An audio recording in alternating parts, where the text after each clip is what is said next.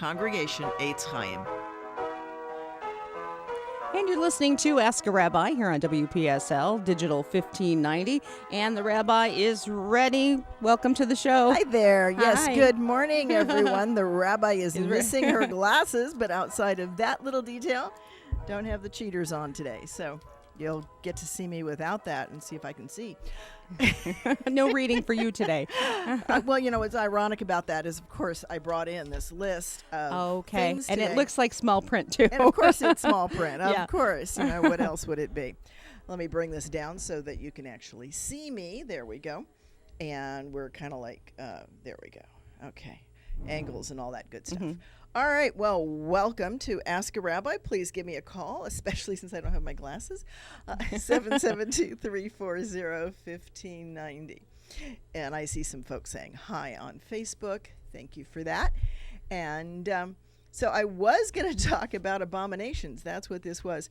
I kind of like Googled the word, not Googled the word. I have a piece of software on my computer that can search all of scriptures, that can search assorted things. Okay, so if you give it a topiip, it gives you everything. It gives me everywhere. But you know what? We'll do that another time and not today. Because there's no way that I can read either it. If I have to, I can read a little bit of scriptures. But so let's talk about other things. Okay, so let's talk a little bit about Passover and how it's actually observed. So that's actually coming up. It's not that far away. We're doing a Seder at our temple on first and second night. First night is 19. Are you warm?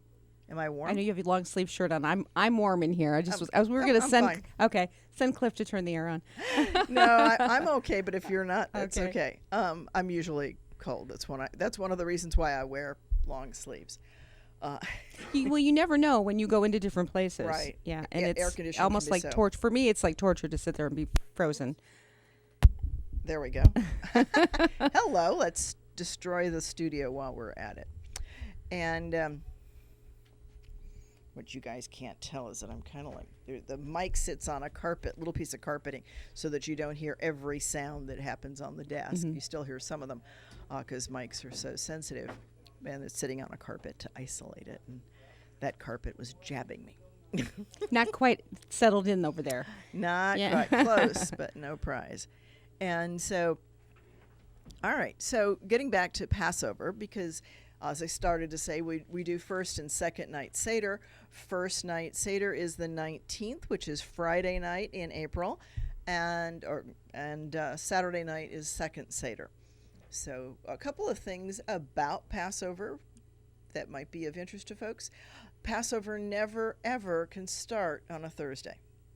It just can't. It's a calendar impossibility. And the reason for that is that you can't do a holiday leading into Shabbat. You can do the two together. You can do a festival and Shabbat, or you can do the festival right after Shabbat, but it can't precede Shabbat. And the reason for that is a very simple one, which is that you can't cook the food for Shabbat on a holiday. Okay. And just the rules. That's just the way it is. It's the rules, yeah. Mm-hmm. And so the calendar is set to accommodate that requirement. And it's kind of interesting. There's this long, big discussion about which years are leap years, and one of the ways that you decide, one of the criteria is, will it make the holidays work out?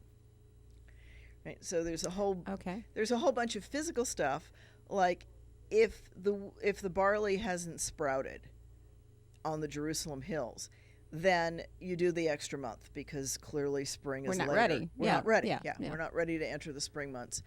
And it says, but, if you're questioning it, if the barley is just barely beginning to sprout, and you're kind of like not sure, you check and see which way, if you do it as a leap year or don't do it as a leap year, how will that affect the holidays for the next couple of years? So a lot of calculating. Yeah, then, a lot too. of they did incredible amounts of calculating. Calculating based on the barley. Yeah. Well, the barley is part of it. Mm-hmm. And always, that's a V. Yeah, that's a sign from Mother Nature, or a sign from God. Yeah. Yeah. This is how it's going to be this year. Because the calendar, when you do a lunar calendar, it's not 365 days. That's one of my little pet chuckles when I read on the, every once in a while there's a thing that goes around every year on the secular calendar. This is, I wish you 365 days, 12 months, 365 days, so many hours, so many seconds of this and that. And, obviously that needs to not be a solar leap year, because then you've got an extra day and it throws the calculations off. But it also is not a lunar year. A lunar year is never 365 days. It's either shorter or longer.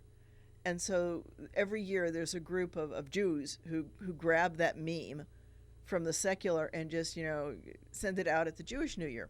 And I chuckle because that's not a Jewish year. Mm-hmm. Yeah, it's like, it's not 365 days. It's either 354 days, or it's a few days different. Okay? Every year it's different? Every year it's different. Okay. And if you've got the leap month, then you've got an extra 29 to 30 days. So it's longer than the three. And that's how it, the two calendars do this accordion dance together. And that was needed because the lambs are going to lamb in spring. Mm-hmm. The wheat's going to sprout. The barley's going to sprout in spring. And technically, they don't run their lives based on any calendar. Right. They don't care. Yeah. Well, they run it on the seasons calendar, which is not tied to either the Gregorian calendar, which is much later, or the Julian calendar that came before it, or the Hebrew calendar, or the Chinese calendar, or the Hindu calendar, or the Japanese calendar. Japanese have come over and started using the Gregorian calendar.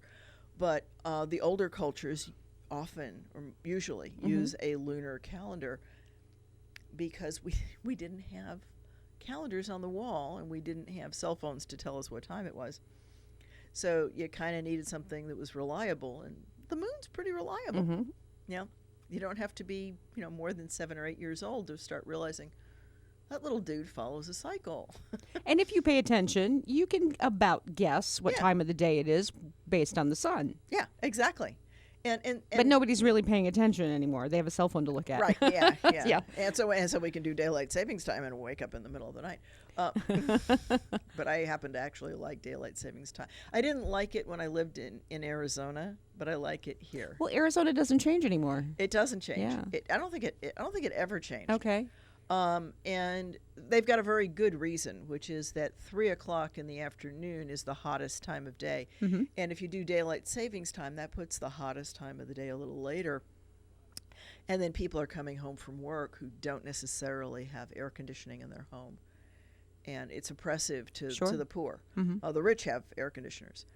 Although what I miss probably the most about the weather in Tucson is that I only ran my air conditioner there a couple of months.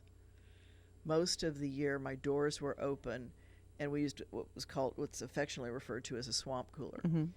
And as long as the doors are open and the air is blowing, it's wonderful, and you can hear what's going on outside. And you've got screens so that assorted critters don't walk in, Mm-hmm.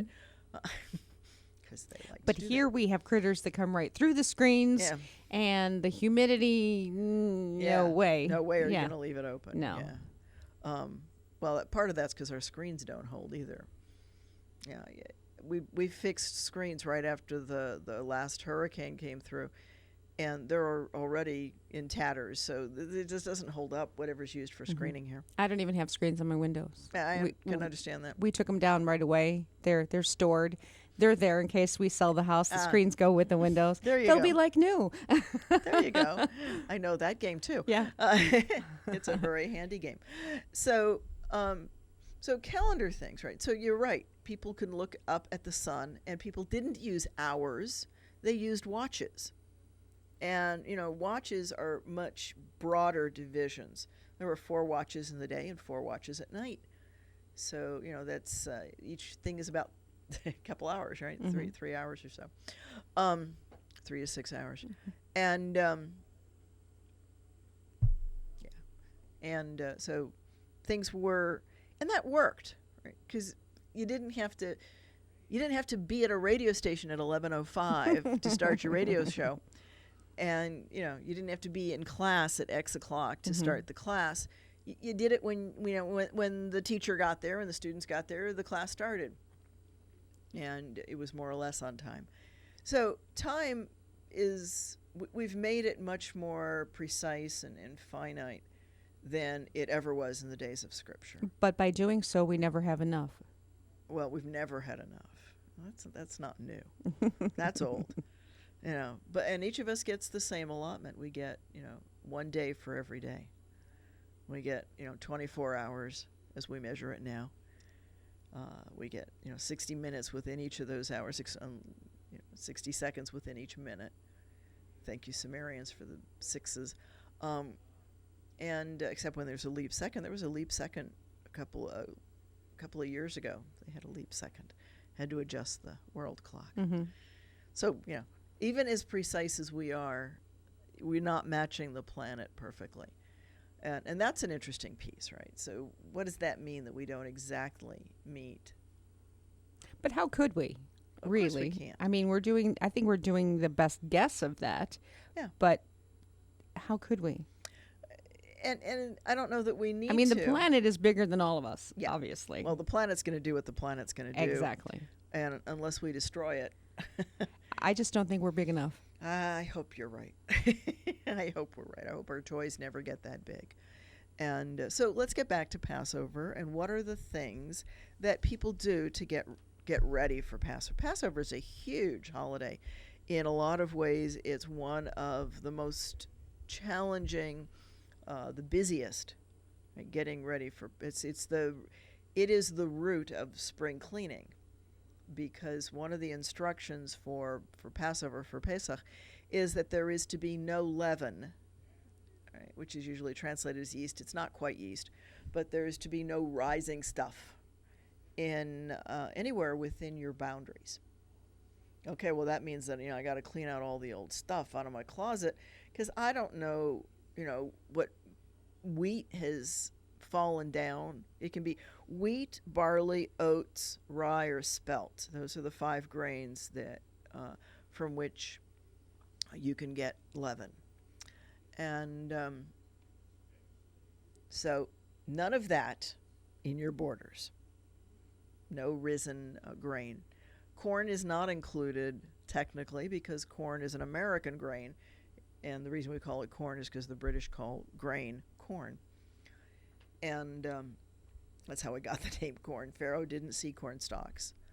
He saw wheat stalks, wheat sheaves. And I love when we, put new things back into old stuff. Hollywood's famous for that. And so we're not allowed to have any old wheat or grain around. And I know we've talked a couple of different times about why.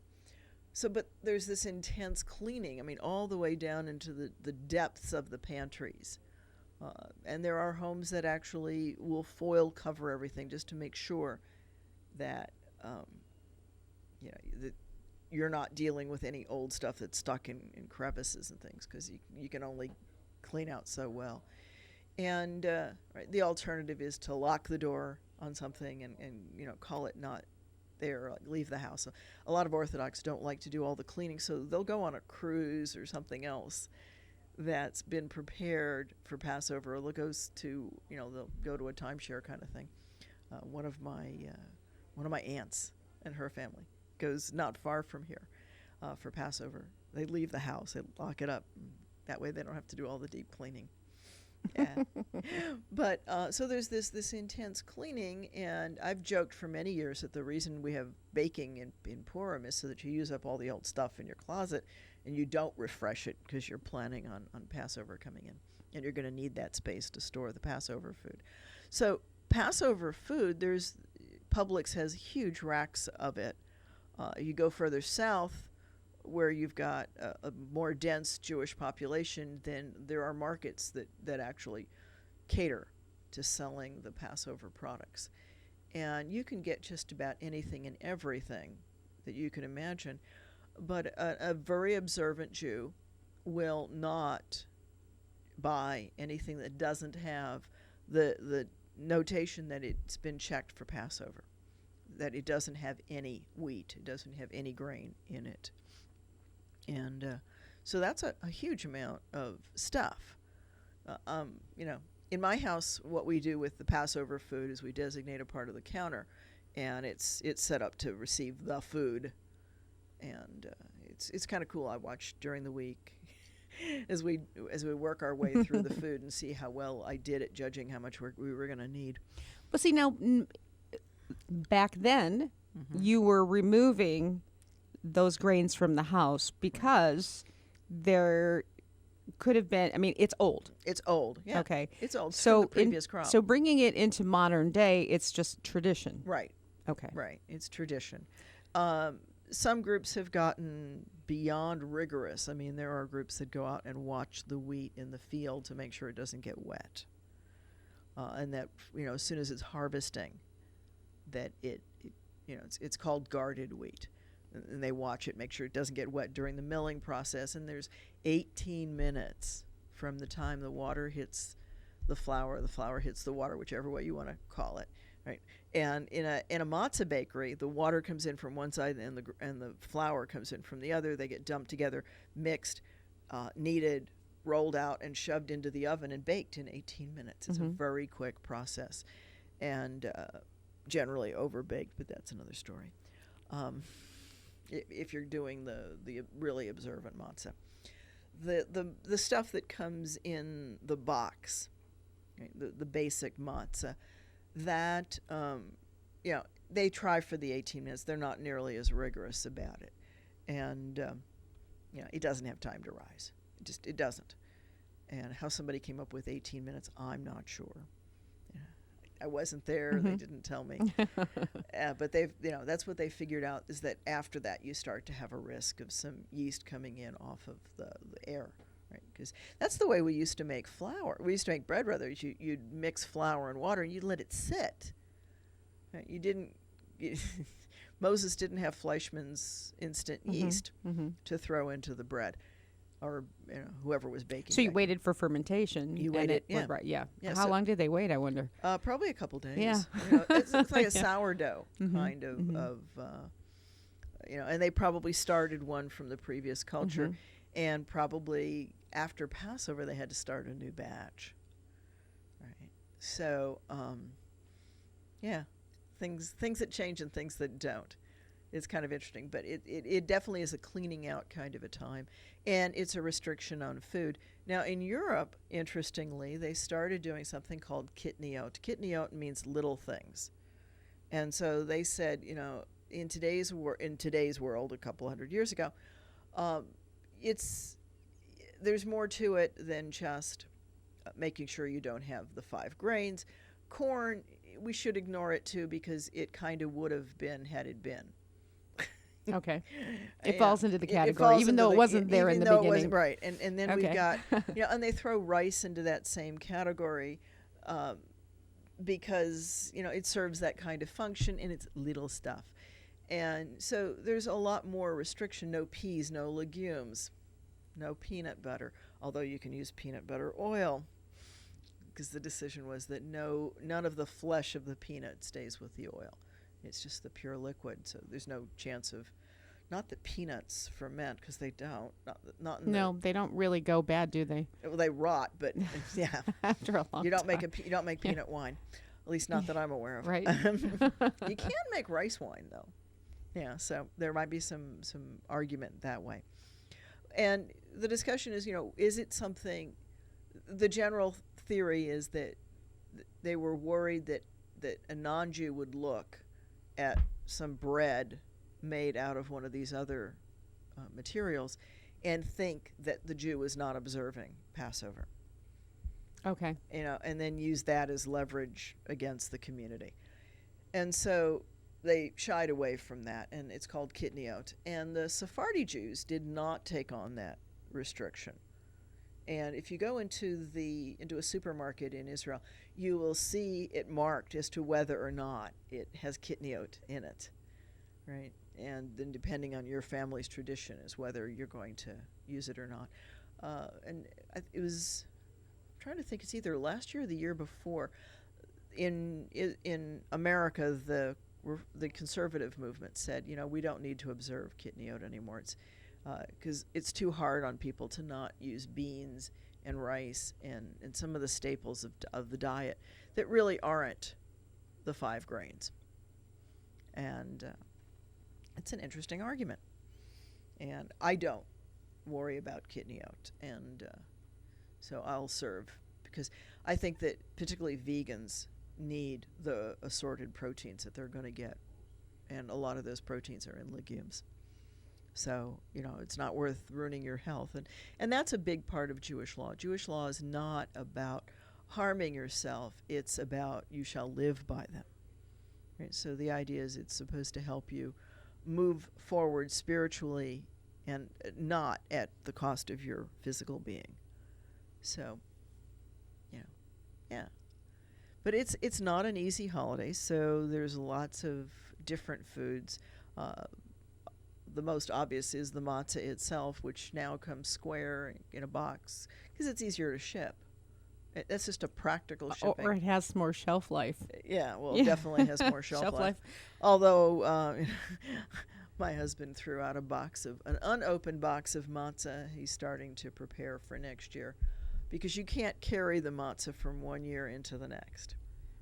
And it used to be, I get a chuckle out of this, it used to be that they would mark the date in Hebrew, and then only those who could figure out the Hebrew dating and what it said would understand that you couldn't use it. And now it's clearly labeled in big, and I think that's not so much for the Jew as it is for the supermarket to know, you can't put this in the back closet and then bring it back out. Yep. You need to peddle the stuff quickly after Passover.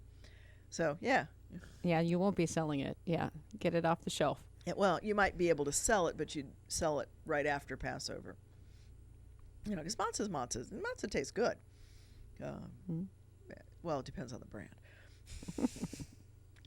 I clearly like Yehuda better than she's giving a brand, but yeah, there's some taste less like the box and more like wheat, and I will say that some of the organic matzahs that are out now are really quite tasty.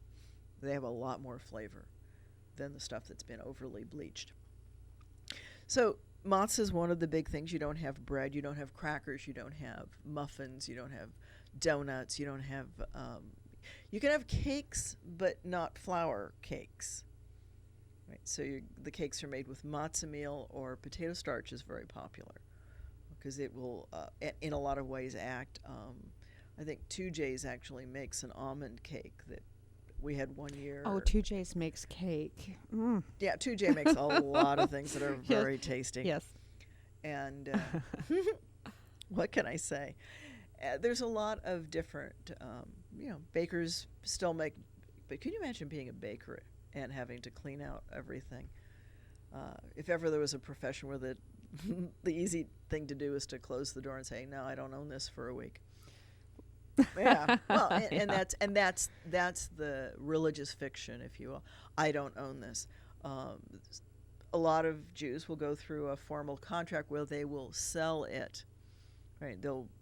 It's a negotiated sale for a week or 8 days, the 8 days of the holiday. They sell it to a non-Jew, and then buy it back at the end of it. Yeah, it's we call that religious fictions. It's stuff that you do so that you're complying, but But you're kind of getting around the whole rule. It's a workaround. Yeah. There's lots of workarounds. Yeah, that's kind of like cheating. It's kind of interesting. There was a reform kibbutz in Israel, and when it came Pesach time, the first time that they had to make for Passover, and they didn't want to go through this fiction of selling it. For a couple of reasons. One, they said that's cheating; it's not real. And the other thing, they didn't want to always define their Jewishness by having to sell to a non-Jew, to worry about whether or not the person they were selling to was Jewish. There was actually a scandal one year in Israel where one of the persons who was buying up stuff for Passover, his mother was Jewish. Right? So some of the Orthodox said, he's still Jewish. So you get into who's a Jew. Another big question. Mm-hmm. So the kibbutz didn't want to deal with any of that. They wanted to have a different way that was completely clear and separate. And so what they did was they constructed a shed near the highway, and everybody put their stuff in there. And they had a sign on it that said, free to whoever wants it. And then whatever was left, people came in And took it back. and took it back. But it was out there for the week. So technically, they gave it away. They gave it away, and then they just reclaimed. If and I don't remember if anything had been in fact taken. The shed was open, and it had a sign that clearly said, "This is, what we're giving away because of Passover." So if somebody had been hungry, they could have come in and had some food, right? Which is really a good idea. So I thought that was a novel approach. It's a good way to make it something separate. And they're not doing the fiction. They really are giving it away. So you can just not have it in the house. Right. It should not be anywhere in your house. You don't eat it. And so, for example... What if you go someplace during that week? Well, a lot of Jews won't eat out that week. Okay. Now, for example, when I was working as a chaplain in the hospital, there's not a way that so you carry stuff. Right. You carry matzah, and you carry a thing of tuna fish, whatever. You make do for the week. And what I will do if I do go out, is I will take matzah with me, and I'll be very careful about what I order. Like I'll order fruit or something like that, something that not a salad with croutons, because stuff creeps in really easy. Sure. Right? No crackers with soup, no flour in the soup to thicken it. There's lots of hidden ways. There's a duck dish at a restaurant that I love, and it's got breading on it. I know it. I can't taste it in the restaurant when I'm eating it, but if I take stuff home and I look at it the next day, I can see it. I can see it. So, things like that. And it's really a matter of where everybody's got to find their way of being comfortable and what they do with it. But yeah, it's a rough time. A lot of Jews will not accept an invitation to somebody else's house because they don't know how rigorously they observe Passover. And that is something I will say that is up to the individual. You have to decide between you and God what works for you, what helps you move spiritually forward. But then again, I'm a Reform rabbi with a renewal flair, so I'm not going to give you the Orthodox party line, and that's different, right? The Orthodox would say no, you can't, you don't do that, and I understand, right? Because we all have different ways in different places. And I don't know what you're going ha to, Jim. So maybe I'll find out later. I mean, it would really be hard if you worked at a bakery. Yeah. Well, if you were, especially if you worked at a non-Jewish bakery. Do you take the week off? That's a good question. Some Jews do. Right. That would be the time you plan your vacation, and that might be the simple thing. And could you, I guess you could work that out. I'm thinking, there's Easter, but Easter's Sunday. So, you'd be taking off. And a lot of people don't work Good Friday. So, you could probably get away with taking that week off, depending on your employer. And a kosher bakery might shut down for the week. Probably would. Unless they're going to bake matzah. And, matzah as we have it now is, until about 2 years ago, was in one of the oldest matzah bakeries in Manhattan. The Lower East Side had Streitz, and they just closed. They just went to a new facility.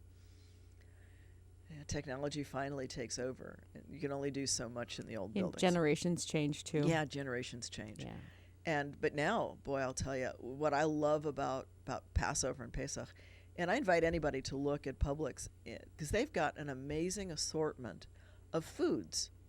They've got cake mixes. They've got ready-made cake mixes with the pan, so that you don't need anything other than an egg, or I think that's the standard, right? Because when the cake mixes first came out, they actually had powdered egg in them, and I'm talking Pillsbury and Duncan Hines and those guys.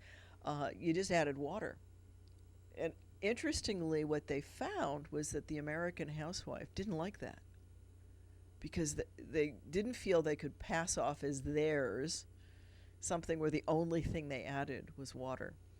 And so the manufacturers of those cake mixes changed it. You now add an egg and water.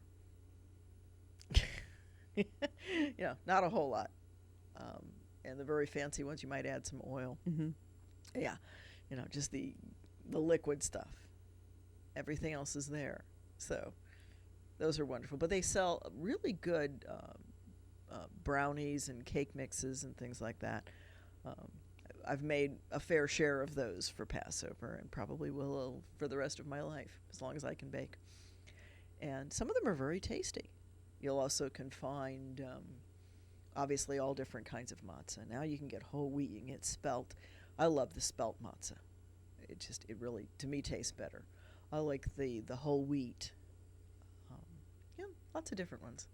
The rye, not so fond of. It's a little heavier. But, some folks like it. So there's all different kinds of matzah now. Just as there's many more kinds of bread in the market that we can. But, it's a whole lot of weight. Matzah is not lightweight stuff. But that need to have the food certified even goes to things like sour cream, cottage cheese, because the factory in which those things are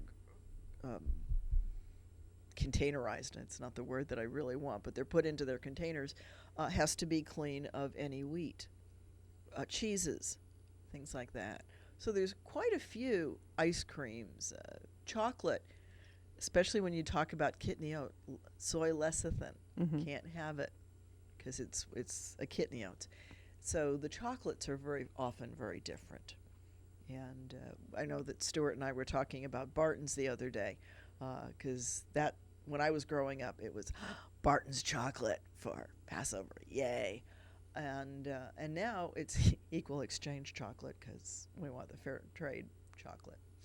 So that's changed some things, because I think that's really important too. But so this need for having certified food is all of the food.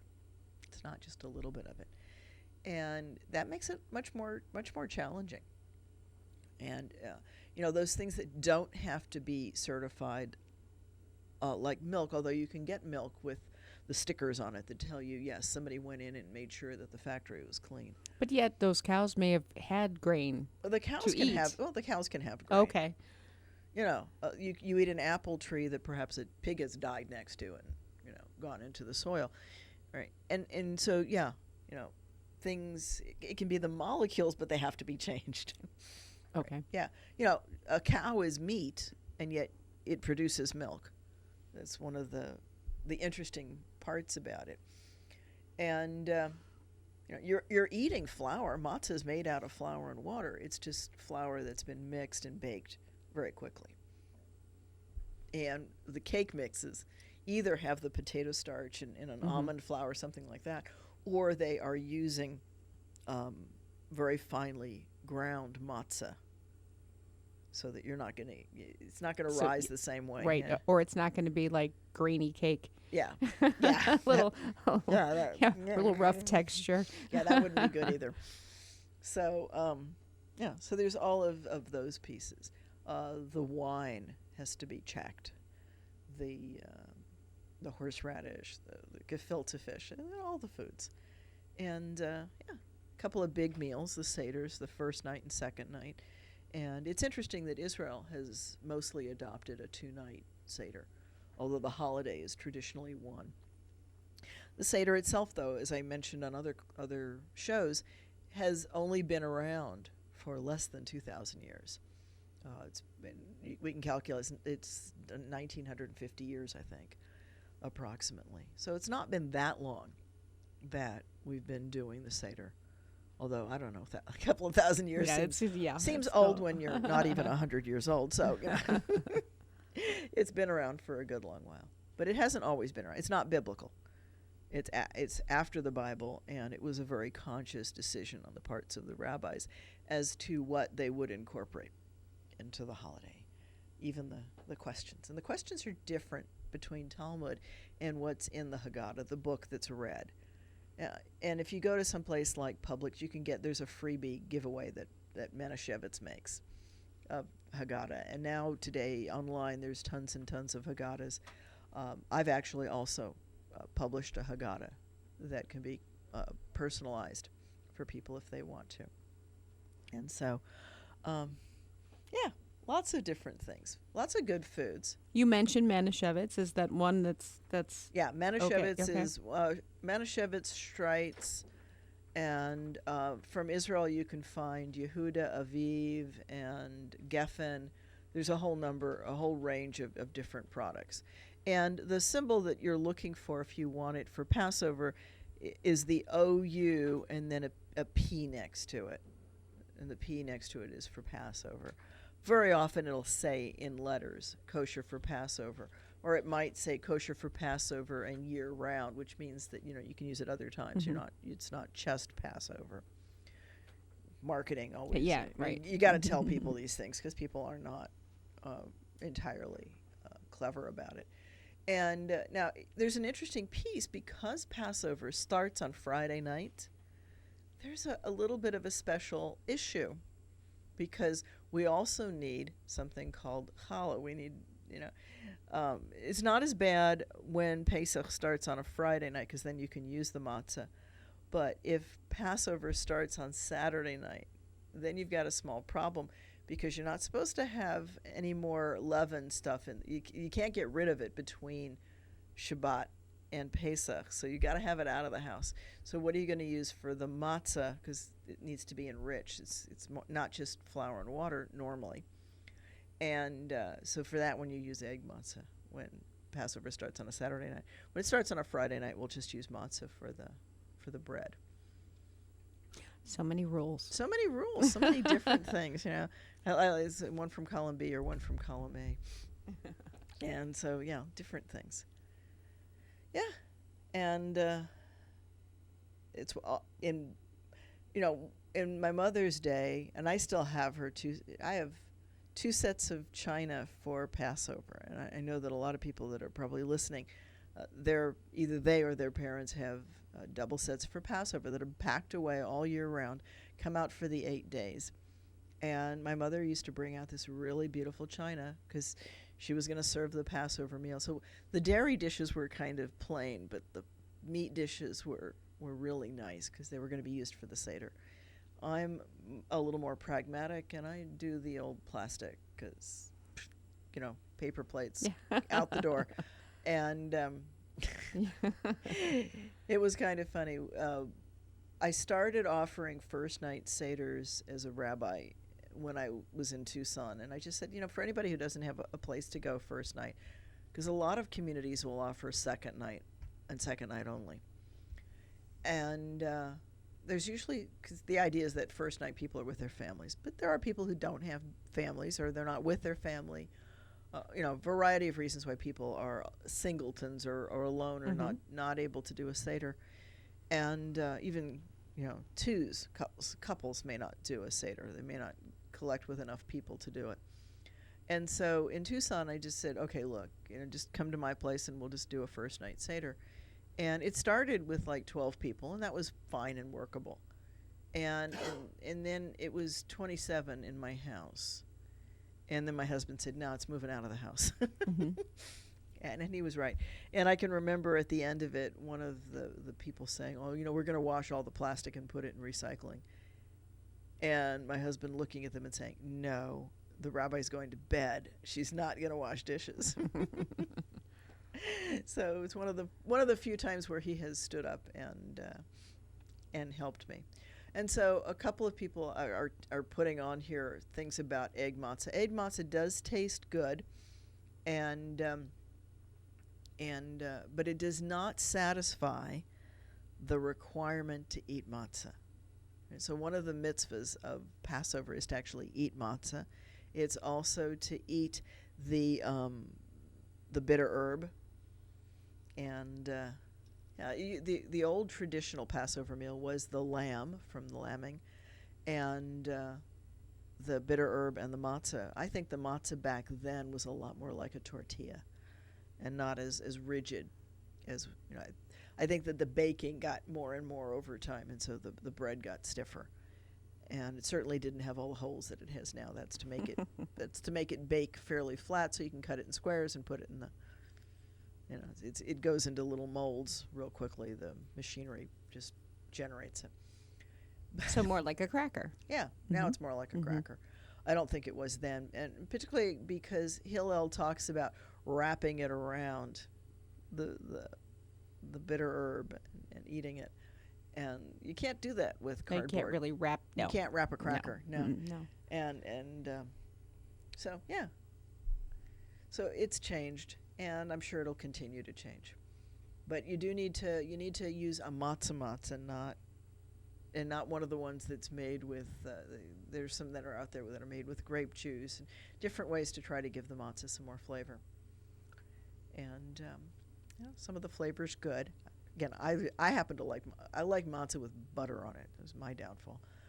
My husband likes it with almond butter on it, and lots of different things. Cream cheese has been known to be put on it. You make matzah brai out of it. You can buy noodles and things like that are Passover prepared. You can even buy some Cocoa Puff kind of things. Publix has carried those, both in a fruit flavor and in a Cocoa Puff kind of flavor. It's not called Cocoa Puffs. I forget what they call it. But it's just as easy to crumble up some matzah and do things with it. One of my favorite dishes when I was growing up was a very sweet coffee with matzah put in it. And that was often breakfast. If my father didn't make matzah brai is frying egg and matzah together, and which is yummy. The matzah softens in the egg, and it becomes very tasty. Kind of like rice and eggs too. That kind of a taste. I like that taste too. And but obviously the rice would be kidney oats. So matzah fried in egg is matzah brai, and it's tasty. It's very good. I make a matzah pizza. Stuart likes pizza, and so every year for him at the Seder, I make matzah pizza. So it's very easy to do. You can buy pizza kits now with matzah, which I think is really funny. It's a little triangular piece of matzah and some dried cheese and some tomato sauce. I'd rather use fresher cheese, but whatever. But you can certainly get those and make them up. Lots of different things that you can do with matzah. You don't have to buy the pretend noodles and the pretend cereals and stuff. For a week, you can live But on. see, marketing has gotten in there, yeah. Yeah, marketing is definitely. Why aren't we coming in. making things that, people can buy? Yeah. It's easier. Yeah, and to that end, right, the market will actually sell already baked cakes that they're reasonably tasty. They're a little bit on the dry side.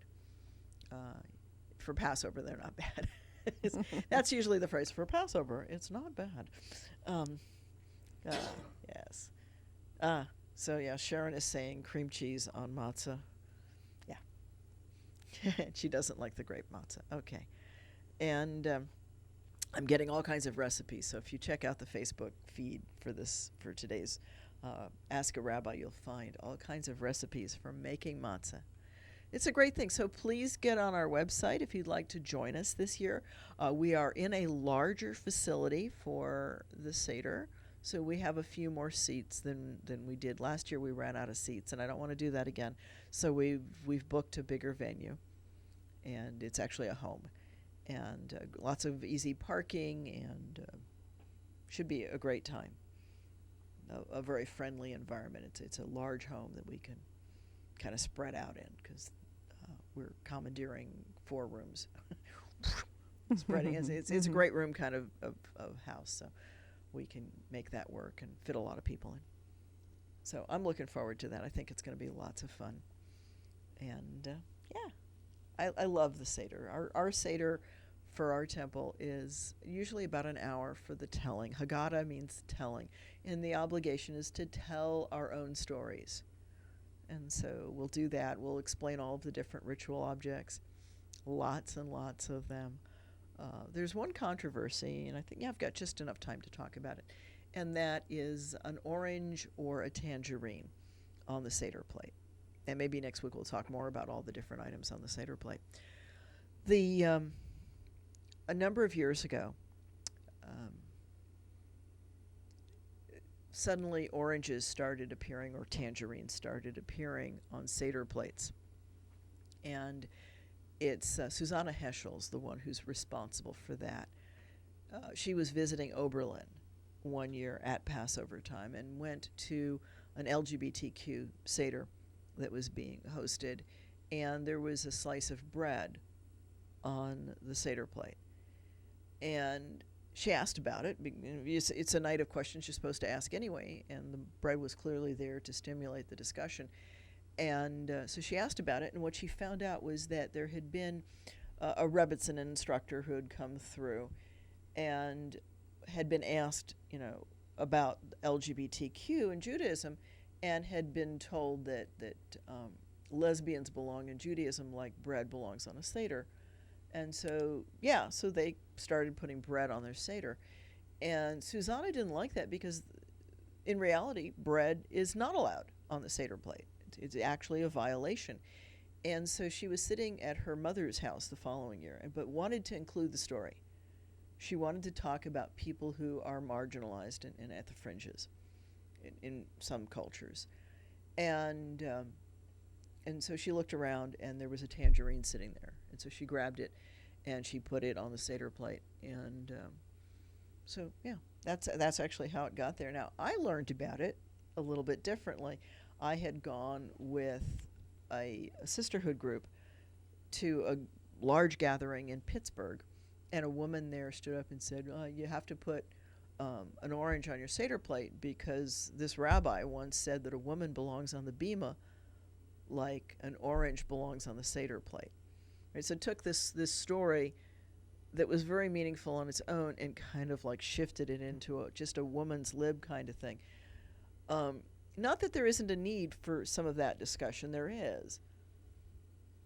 But, marginalizing the marginalization is really not acceptable. And so in my Haggadah, there's actually a copy of Susanna's letter explaining why she put the tangerine on. So there's a little bit of history there, and that's just one of the things that's happened. We've added a number of other things. I put a couple of coffee beans on the Seder plate to talk about slave trades in chocolate and in coffee. Can't get my hands on cocoa beans quite as easily, so coffee beans work. Mm-hmm. And especially since the kosher for Passover coffee is a whole bean, and we then grind it. Got a special grinder for it because it's Passover. And all these little things. So it's a huge, huge holiday. There's a ton associated with it, and people are frequently exhausted. There's a lot of jokes, of course, too, with like the I mentioned earlier that people put down aluminum foil, and there's jokes about how to aluminum foil your cat, your car, all those things you don't really need to aluminum foil. Yeah. So I'd need a rule book. Yeah, well, it would take me a while. There are rule books. And one of the fun rituals at the beginning is actually searching. Right? The morning of the first Seder, so that Friday morning this year, you go through the house with a candle and a feather, looking for that last bit of old bread, of yeast. And you wrap it up in a little cloth, put it on a wooden pole, and burn it, right, to symbolize getting rid of the last bit. And that's kind of fun. It's a good thing to get the kids involved in, plus it gets them out of the kitchen, away from mom. Makes it easier for her. One year I can remember my mother, I'll share one memory. My mother had, again, some huge number of people for Seder, I want to say 30-some. And they were spread out through our living room and wherever else we could stuff people. But she had decided that she would make the matzah balls early and then just set them in the back and let them just simmer. And then she would, that would get that out of the way for her for cooking. And by the time we got to the Seder, the matzah balls were like 6 or 7 inches across. They were huge. Very fluffy. Yeah, they were very fluffy. They had sat there all day just soaking up all that soup. And so everybody got a matzah ball and a little bit of soup in their bowls. And people who like fluffy ones, that's another one of those things. Some people like them hard, firm. Others like them fluffy. Mm-hmm. There's always anything for which people can divide, people will divide. And So lots of different things for Passover. So I'm hoping that folks, since nobody called today at 772-340-1590, that next week you'll think about those Passover things and call us. And in the meantime, do check out the website, eitzchayim.org, and click on the Passover reservation and come join us for Seder either first or second night. This is Rabbi Shafir Lobb for Ask a Rabbi.